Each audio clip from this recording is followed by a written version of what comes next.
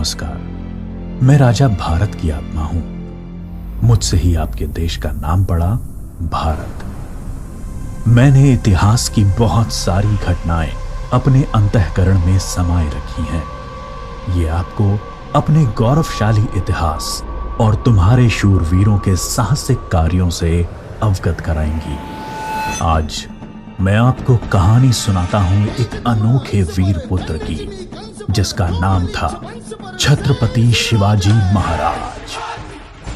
सन 1627 ईस्वी पूरे भारत पर मुगल साम्राज्य का आधिपत्य था। उत्तर में शाहजहां तो बीजापुर में सुल्तान मोहम्मद आदिल शाह और गोलकोंडा में सुल्तान अब्दुल्ला कुतुब शाह। डेक्कन के सुल्तान सेना के लिए हमेशा मुस्लिम अफसरों को ही प्राथमिकता देते थे। बंदरगाहों पर पुर्तगालियों का कब्जा था और थल मार्ग पर मुगलों का अधिकार। इसलिए उत्तरी अफ्रीका और मध्य एशिया से मुसलमान अधिकारियों को ला पाना मुमकिन नहीं था और डेक्कन के सुल्तानों को हिंदू अधिकारी नियुक्त करने पड़ते थे। आदिल शाह की सेना में एक मराठा सेनाध्यक्ष था, शाहजी भोसले। शाहजी सेना में उच्च पद पर आसीन था। सन 1630 में महाराष्ट्र में जुन्नर के समीप शिवनेरी के किले में उनके और जीजाबाई के यहां एक पुत्र का जन्म हुआ। स्थानीय देवी शिवाय के नाम पर पुत्र का नामकरण हुआ, जो आगे चलकर छत्रपति शिवाजी महाराज के नाम से विश्व विख्यात हुए। शिवाजी के पिता काफी समय घर से दूर रहे थे, इसलिए बचपन में उनकी देखरेख माता जीजाबाई और गुरु दादोजी कोंडेव ने की। दादोजी ने उन्हें युद्ध कौशल और नीति शास्त्र सिखाया, तो जीजा माता ने हिंदू धार्मिक कथाएं। जब दादोजी का सन 1647 में निधन हुआ, तब उनका यह मानना था कि शिवाजी अपने पिता की ही तरह आदिल शाह की सेना में उच्च पद पर आसीन होंगे, लेकिन विधि को कुछ और ही मंजूर था।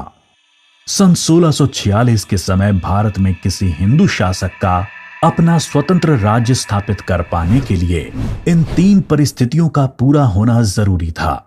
एक, कि वो शक्तिशाली साम्राज्यों के केंद्र से दूर हों, जमीन खेती के लिए अनुपयोगी हो और जंगलों से घिरा हुआ हो, ताकि छापामार युद्ध या गुरिल्ला वॉरफेयर करा जा सके। ये परिस्थितियां 1646 में शिवाजी के लिए अनुकूल बनी, जब उन्होंने स्थानीय किसानों मावली के समर्थन से अपनी सेना का निर्माण किया। शिवाजी को भली भांति ज्ञात था कि किसी भी साम्राज्य को स्थापित करने के लिए किलों की क्या महत्व है। इसलिए सिर्फ 15 साल की उम्र में ही उन्होंने आदिल शाही अधिकारियों को रिश्वत देकर तोड़ना, चाकन एवं कोंडना किलों को अपने अधिकार में कर लिया। इसके बाद उन्होंने आबाजी सोमदेव की मदद से थाना, कल्याण और भिवंडी के किलों को मुल्ला अहमद से छीनकर अपने अधिकार में कर लिया। इन घटनाओं से आदिल शाही साम्राज्य में हड़कंप मच गया। शिवाजी को रोकने के लिए उनके पिता को गिरफ्तार कर लिया गया। इसलिए शिवाजी ने अगले 7 बरस तक आदिल शाह पर सीधा आक्रमण नहीं किया। शिवाजी ने यह समय अपनी सेना को बढ़ाने और प्रभावशाली देशमुखों को अपनी ओर करने में लगाया। धीरे धीरे उन्होंने एक विशाल सेना खड़ी कर ली, जिसके घुड़सवार नेताजी पलकर ने संभाल रखी थी और पैदल सेना यशाजी कनक ने। अब तक शिवाजी के पास 40 किले भी आ चुके थे।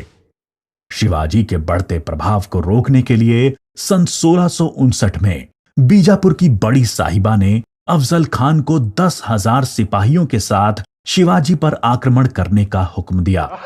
अफजल खान अपनी क्रूरता और ताकत के लिए जाना जाता था।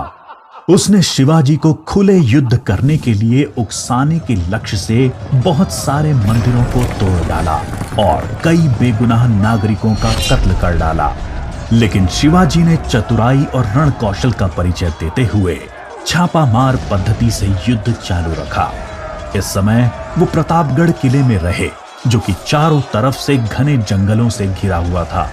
अंत में अफजल खान ने शिवाजी को धोखे से मारने की साजिश रची। उसने शिवाजी को मिलने का न्योता भेजा। जब वो मिले, अफजल खान ने अपनी मजबूत पकड़ में शिवाजी को दबाकर मार डालने का प्रयास किया। शिवाजी पहले से तैयार थे। अपने छुपा कर रखे हुए बाग नाका से उन्होंने अफजल खान का पेट ही चीर डाला, जो कि उनसे 2 गुना विशालकाय था। इसके बाद प्रतापगढ़ की लड़ाई में शिवाजी ने अफजल खान की सेना को करारी मात दी। शक्तिशाली अफजल खान की हार से बीजापुर का सुल्तान स्तब्ध रह गया। अब की बार रुस्तम जमान को भेजा गया। 28 दिसंबर 1659 को शिवाजी ने रुस्तम जमान की सेना पर सामने से हमला बोल दिया। साथ ही उनकी सेना की 2 और टुकड़ियों ने दोनों दिशाओं से रुस्तम की फौज पर आक्रमण कर दिया। रुस्तम जमान शर्मिंदाजनक स्थिति में लड़ाई के मैदान से अपनी जान बचाकर भाग गया। सन 1660 में आदिल शाह ने अपने सेनापति सिद्दी जौहर को शिवाजी पर हमला करने के लिए भेजा। शिवाजी पन्हाला किले में थे और सिद्दी जौहर की सेना ने किले को चारों ओर से घेर लिया। शिवाजी ने सिद्दी जौहर को मिलने का न्योता दिया और जब वो मिले, आदिल शाह को संदेश भिजवा दिया कि सिद्दी जौहर उनसे गद्दारी कर रहा है। इससे आदिल शाह और सिद्दी जौहर के बीच लड़ाई छिड़ गई, जिसका फायदा उठाकर शिवाजी एक रात अपने 5000 सिपाहियों के साथ पन्हाला किले से बाहर निकल आए। बाजी प्रभु देशपांडे ने न सिर्फ सिपाहियों के साथ दुश्मन सेना को उलझाए रखा, जिसकी वजह से शिवाजी सकुशल विशालगढ़ पहुंच गए। इस लड़ाई में बाजी प्रभु देशपांडे को अपने प्राणों से हाथ धोना पड़ा। उनको महाराष्ट्र के इतिहास में एक महान योद्धा माना जाता है। इसके बाद बीजापुर की बड़ी बेगम ने औरंगजेब से शिवाजी को पकड़ने के लिए विनती करी। उसने अपने मामा शाइस्ता खान को 1,50,000 सैनिकों के साथ शिवाजी से युद्ध करने भेजा। शाइस्ता खान ने अपनी विशाल सेना के बल पर पुणे पर कब्जा कर लिया और शिवाजी के निवास स्थान लाल महल पे अपना बसेरा डाल दिया।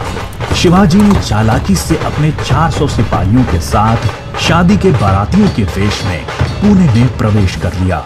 रात के समय उन्होंने सीधे शाइस्ता खान के ऊपर खतरनाक हमला बोला। खान ने खाकी से कूदकर अपनी जान बचा ली, पर शिवाजी की तलवार की वार से अपनी 3 उंगलियां गंवा बैठा। उंगली तो गई और इज्जत भी। फिर शिवाजी ने सन 1664 में मुगल व्यवसायी केंद्र सूरत पर आक्रमण करके उसको तहस नहस कर डाला।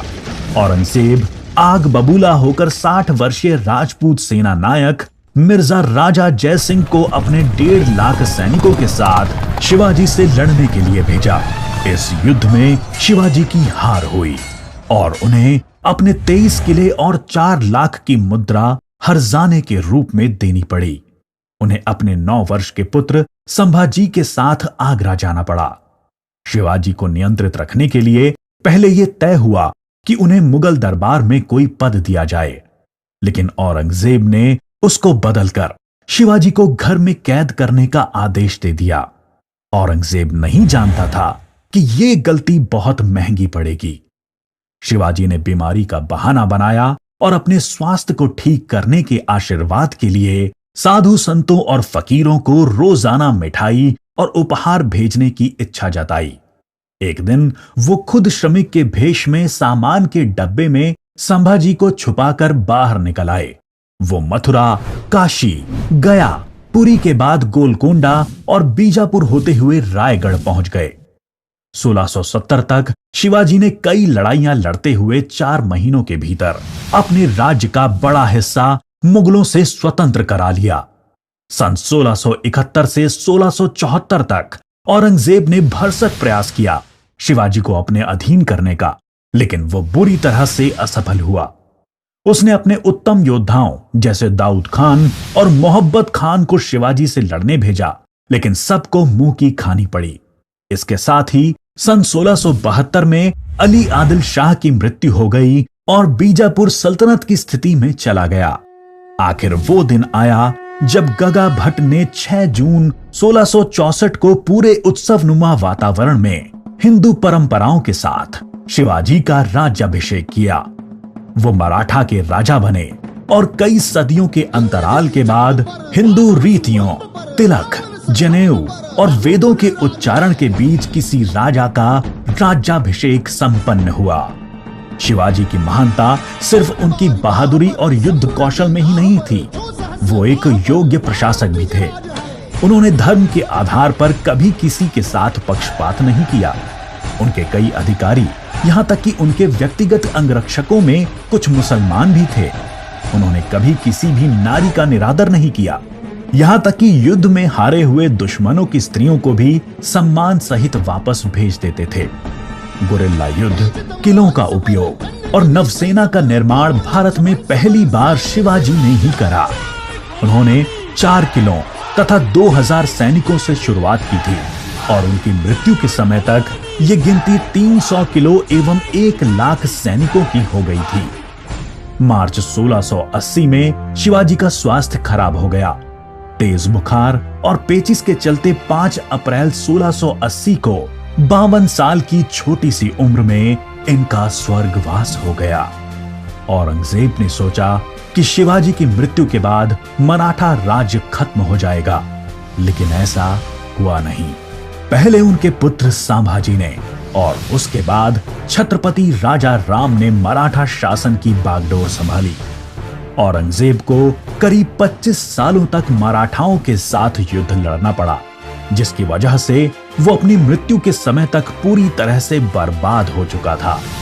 शिवाजी ने जो मराठा राज्य की नींव रखी, वो आगे चलकर कर्नाटक से लेकर अटॉक पाकिस्तान तक फैल गई।